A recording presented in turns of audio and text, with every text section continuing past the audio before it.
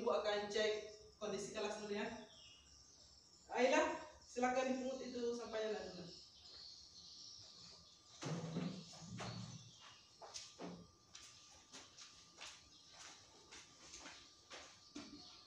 Ya, jadi sebelum kita masuk ke pelajaran, kita mengecek dulu kondisi kelas. Kenapa? Ini tujuannya untuk melihat apakah kelas kita kondusif untuk pembelajaran. Karena suasana kelas yang nyaman, suasana kelas yang bersih, itu akan menunjang tercapainya proses pembelajaran. Jadi mengerti? Mengerti, Bu. Oke. Nah, kalau begitu sebelum kita masuk, saya akan absen dulu ya. Siapa yang tidak hadir, Nak? Assalamualaikum, Bu. Alhamdulillah. Baik, selanjutnya silakan ketua kelas persiapkan kelas untuk belajar. Taib. Yaman. Salaman. Assalamualaikum warahmatullahi wabarakatuh. Waalaikumsalam warahmatullahi wabarakatuh. Julusan. Sekarang mari kita doa bersama. Doa dimulai. Subhanallah walhamdulillah wala ilaha illallah wallahu akbar. A'udzu billahi minasyaitonir rajim. Bismillahirrahmanirrahim. Alhamdulillahirabbil alamin. Allahumma shalli ala sayyidina Muhammad wa ala ali sayyidina Muhammad. Rabbi shrah li sadri wa yassir li amri wahlul 'uqdatam min lisani yafqahu qawli. Rabbi zidni ilma warzuqni fahma. Subhana rabbika rabbil izzati amma yasifun wa salamun alal mursalin walhamdulillahi rabbil alamin. Terima kasih karena telah berdoa untuk kelancaran proses pembelajaran kita pada hari ini. Namun perlu diketahui bahwa berdoa saja tidak cukup. Belajar adalah bukti keseriusan dari doa kalian. Oke, kalau begitu selanjutnya kita masuk ke materi pelajaran. Pelajaran kita pada hari ini yaitu kemajuan peradaban dan kebudayaan Islam masa Daulah Abbasiyah. Sebelum kita masuk ke materi pelajaran, terlebih dahulu Ibu akan menanyakan kembali materi kita minggu lalu. Ada yang masih ingat? Ada beberapa faktor yang menyebabkan keruntuhan dinasti Bani Umayyah? Ada 8, Bu. Ada 8. Coba bisa disebutkan minimal 4 diantaranya. 4 faktor penyebab runtuhnya dinasti Umayyah. Pertama, figur khalifah yang lemah. 2, tidak adanya tata cara pengangkatan khalifah. 3, ketidakpuasan sejumlah pemeluk Islam non-Arab. 4, munculnya kekuatan baru yang dipelopori oleh keturunan Abbas bin Abdul Muthalib. Masya Allah, mantap. Berikan tepuk tangan semuanya. Selanjutnya, ada yang masih ingat ada berapa golongan yang memposisikan diri sebagai oposisi di akhir pemerintahan dinasti Umayyah? Ada 3 golongan, Bu. Bisa disebutkan ya? 1, Bani Abbas yang memposisikan diri sebagai oposisi yang menyebarkan propaganda anti pemerintah dinasti Umayyah. 2, memiliki luka mendalam dan selalu menuntut balas atas terbunuhnya Imam Ali di Karbala secara keji. Kenapa dinamakan dinasti Abbasiyah? Ada yang tahu kenapa dinamakan dinasti Abbasiyah? Namakan dinasti Abbasiyah karena para pendirinya adalah keturunan keturunan Abbas bin Abdul Muthalib, paman Nabi Muhammad SAW. wasallam. Siapa nama khalifah pertama dinasti Abbasiyah? Silakan. Khalifah pertama dinasti Abbasiyah adalah Abdullah bin Muhammad bin Ali bin Abdullah bin Abbas bin Abdul Muthalib atau lebih dikenal dengan Abu Abbas As-Sufah. Iya, mantap. Ayo kita lihat semuanya. Masya Allah, ini semua pintar-pintar ya. Jadi pelajaran yang minggu lalu masih segar diingatannya, Masya Allah. Ini tandanya anak-anak sekalian belajar yang rajin di rumah. Jadi kita masuk ke tujuan pembelajaran. Tujuan pembelajaran kita pada hari ini adalah yang pertama, setelah mempelajari materi kita pada hari ini, maka peserta didik mampu mengidentifikasi perkembangan peradaban Islam pada masa dinasti Abbasiyah dengan benar. Kemudian yang kedua, kalian mampu menyimpulkan perkembangan peradaban Islam pada masa dinasti Abbasiyah dengan benar. Oke, jadi inilah tujuan pembelajaran kita pada hari ini. Selanjutnya, coba perhatikan peta konsep.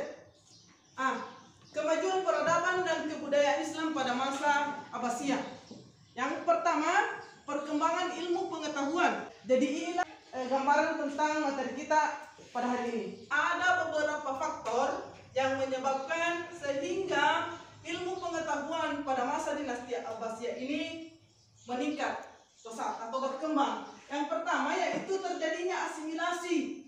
Apa itu asimilasi? Ada yang tahu apa itu asimilasi? Asimilasi ini adalah penggabungan. Ya, penggabungan. Jadi ini asimilasi bahasa ilmiah yang berarti penggabungan. Apa tadi artinya asimilasi?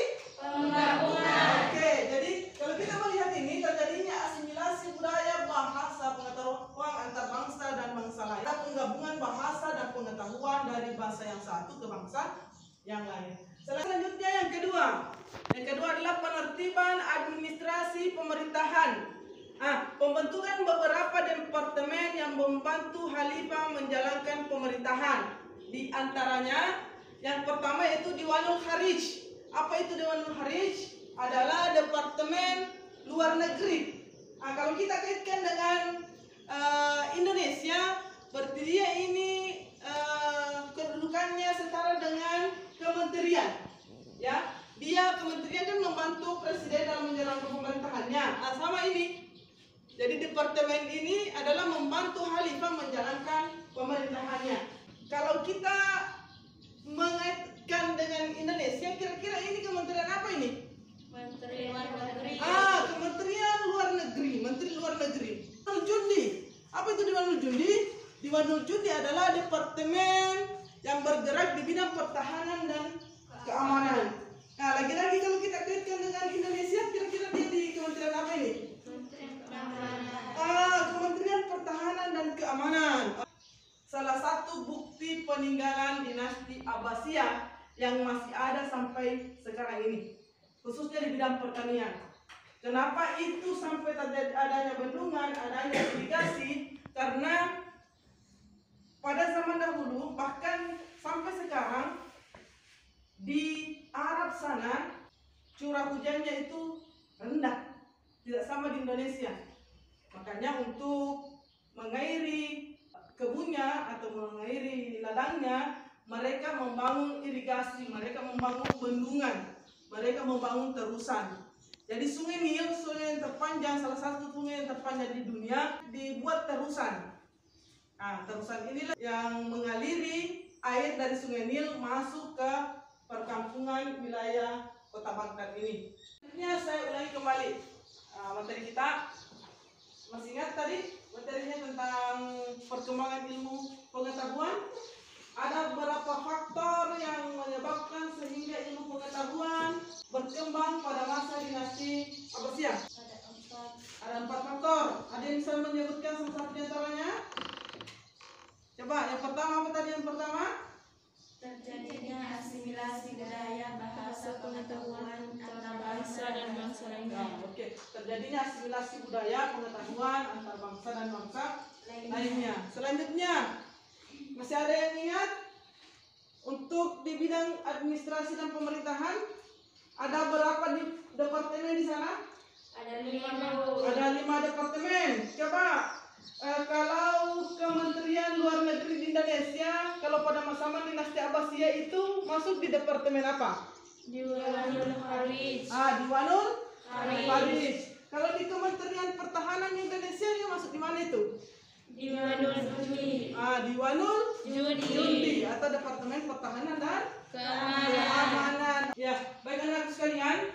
Jadi ibu akan bagi ke dalam beberapa kelompok untuk kembali mendiskusikan beberapa masalah yang ada dalam materi kita ini. Jadi silahkan didiskusikan nanti dengan teman kelompoknya. Ya. Namun sebelum ibu bagikan tugasnya, terlebih dahulu ibu akan menyampaikan rambu-rambu dalam diskusi kelompok kita nantinya, supaya anak-anak sekalian ada acuan, kemudian bisa mendapatkan nilai yang maksimal. Ada beberapa aspek yang dinilai, yaitu yang pertama ada kebenaran isi. Nah, di mana di sini ada materinya lengkap sesuai dengan isi. Kemudian itu poin yang paling parah adalah poin 1, ketika materi tidak lengkap dan tidak sesuai juga dengan isi. Inilah 4 aspek yang akan menjadi penilaian diskusi kita pada hari ini.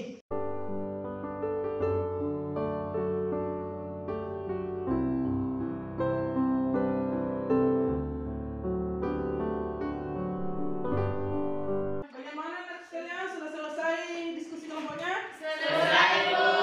Oke, kalau begitu saya minta satu orang perwakilan dari masing-masing kelompok untuk naik ke depan mempresentasikan hasil diskusi kelompoknya secara bergiliran. Jadi saya minta yang pertama tampil adalah perwakilan dari kelompok 1. Assalamualaikum warahmatullahi wabarakatuh. Waalaikumsalam warahmatullahi wabarakatuh. Kami dari perwakilan kelompok 1 akan memaparkan hasil diskusi kami. Masalah: apa saja nilai positif yang terkandung dalam kebudayaan atau peradaban dinasti Abbasiyah, yaitu kita dapat menjadi individu atau kelompok yang memiliki jiwa yang semangat dalam menegakkan suatu negara atau kekuasaan. Pada masa itu, banyak para ilmuwan yang sangat diteladani untuk kita dapat memberi pelajaran yang bagus bagi pelajar.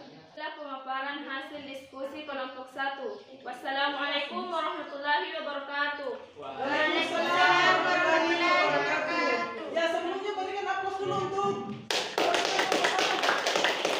gimana kelompok 2, ada tanggapan? Ada? Ada. Kalau gitu silakan. Assalamualaikum warahmatullahi wabarakatuh. Waalaikumsalam warahmatullahi wabarakatuh. Perkenalkan, kami dari utusan perwakilan dari kelompok 2 akan menanggapi hasil pemaparan kelompok 1. Menurut kami, pada bagian pertama, nilai positif yang terkandung dalam budaya dinasti Abbasiyah yaitu: 1. Kita dapat memiliki sifat jiwa yang semangat. 2. Banyak para ilmuwan yang sangat baik untuk diteladani. 3. Dapat memberi pengetahuan yang bagus bagi pelajar di masa sekarang. Demikian. Assalamualaikum warahmatullahi wabarakatuh. Baik anak sekalian, sebagai kegiatan refleksi kita pada hari ini, silahkan kerjakan tugas di atas. Sudah selesai semua? Kalau begitu silakan kita kelas, silakan dikumpul tugas semuanya. Sebelum kita tutup, ada yang bisa menyimpulkan materi kita pada hari ini? Saya, Bu. Silakan Rehan. Kesimpulannya yaitu beberapa faktor yang menyebabkan ilmu pengetahuan berkembang dengan pesat, yaitu: 1. Terjadinya asimilasi budaya, bahasa, pengetahuan antara bangsa dan bangsa lainnya. Itulah tadi kesimpulan materi hari ini. Tadi kesimpulan materi kita pada hari ini yang telah disampaikan oleh temannya. Karena waktu yang membatasi kita, maka pertemuan kita pada hari ini saya cukupkan sampai di sini. Sampai ketemu minggu depan dengan materi tokoh-tokoh ilmuwan muslim pada masa dinasti Abbasiyah. Saya izin mengucapkan Allahumma billahi taufiq. Assalamualaikum warahmatullahi wabarakatuh. Waalaikumsalam warahmatullahi wabarakatuh. Ya, selanjutnya kita kelas silakan pimpin doa akhir pertemuan. Doa akhir pertemuan